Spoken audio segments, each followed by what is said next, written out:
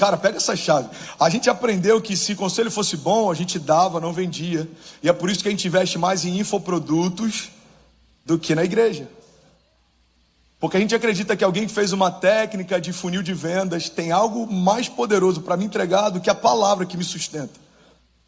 A gente criou esse conceito de que conselhos bons são vendidos. E a palavra, a gente ouve.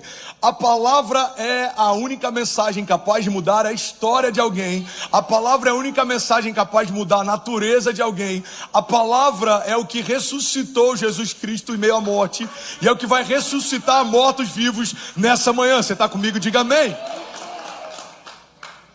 Sabe, a palavra ressuscita mortos, mas também ressuscita vivos. E eu tenho uma palavra de vida para você hoje. Eu tenho 3 conselhos que geram vida. Primeira chave que eu quero compartilhar, e eu quero na verdade me aprofundar sobre coisas que eu falei bem rápido lá em Coral Springs. A gente teve um culto no último domingo à noite e foi surreal. E não deu nem para a gente pregar, então em 5 minutos eu liberei algumas coisas que Deus estava falando comigo ao longo da semana. E hoje eu queria que a gente fundamentasse um pouco mais isso. Amém? Primeiro conselho que eu tenho para você é que você precisa manter a chama acesa. Se você quiser, por favor, take notes, anota isso e medita nisso ao longo da semana. Eu preciso manter a chama acesa. Irmão, o novo de Deus é uma garantia de dependência total. Quem se move sempre em busca de algo novo em Deus, está sempre completamente dependente de Deus. E é por isso que nem todo mundo quer se mover no novo. Por quê? Porque prefere a mediocridade do conhecido do que a força do novo. Pastor, eu prefiro ficar onde eu já conheço porque é mais seguro. É mais seguro. Mas você jamais vai experimentar os milagres que só se manifestam em meio ao que é desconhecido. Você quer um exemplo claro disso? A história de Pedro. Pedro foi o único que saiu de um lugar conhecido e foi para um lugar que ele nunca havia pisado. Mas também Pedro é o único que voltou daquela noite dizendo que pôde andar com Jesus sobre as águas. O barco pode ser um lugar mais seguro em alguns momentos, mas não existe nada mais extraordinário do que estar correndo riscos ao lado de Jesus. Então eu queria que você guardasse isso. O lugar mais seguro que você pode estar é correndo riscos com Deus. Porque a segurança tem matado muito mais gente do que os desafios. Tem muitos profetas que abriram mão da sua voz profética porque não querem se expor. Tem muitos homens de Deus que abriram mão do seu ministério porque não querem servir. Tem muita gente que abriu mão de viver milagres porque prefere viver uma vida pautada naquilo que você consegue fazer sozinho. Eu quero liderar uma igreja que não continuaria de pé se não fosse uma intervenção de Deus a todo tempo. Eu quero ter sonhos que não são possíveis se o próprio Deus não abrir portas de favor e me der coisas. Eu quero viver uma história que no final dela alguém possa olhar e falar: irmão, na boa, você pode falar o que for desse cara, mas esse cara andava com Deus.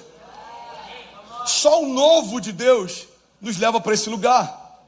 Você quer um exemplo claro, irmão? A Bíblia diz que quando o povo está no meio do deserto e Deus faz com que o pão caísse do céu para que eles fossem alimentados, Deus deu uma direção clara. Ele disse: não armazene para que não se estrague. O que Deus estava falando é o que a gente faz muitas vezes, principalmente aqui na América. Eu entendo que Deus fez porque eu posso tocar, mas eu não sei se Deus vai fazer amanhã porque eu ainda não vi. Então eu me prendo, eu me agarro àquilo que eu já consigo tocar, mas eu não consigo confiar naquilo que eu ainda não vi. Irmão, isso não é fé. Crer naquilo que é tocável, palpável, não é fé. Isso é óbvio.